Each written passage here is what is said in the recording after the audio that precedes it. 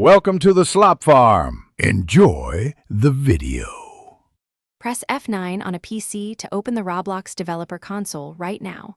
On some laptops, press Fn plus F9 instead for the same result. The console will appear as an overlay with several tabs across the top. It is unavailable on mobile devices and some consoles.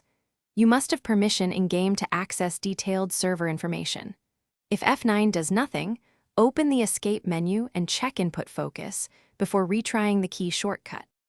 Open the Output tab to read prints, warnings, and errors listed in order.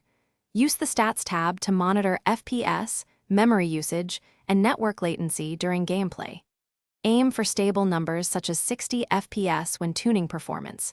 Use the Clear button to remove noise before reproducing an issue.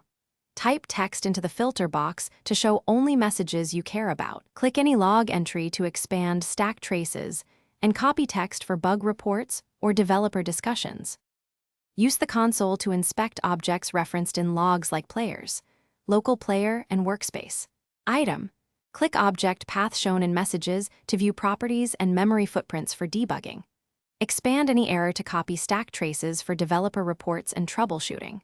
The console displays remote events and network warnings so you can diagnose latency or security issues.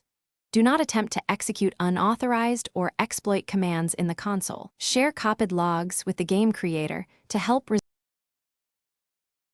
Thanks for watching. Consider subscribing if we helped you today.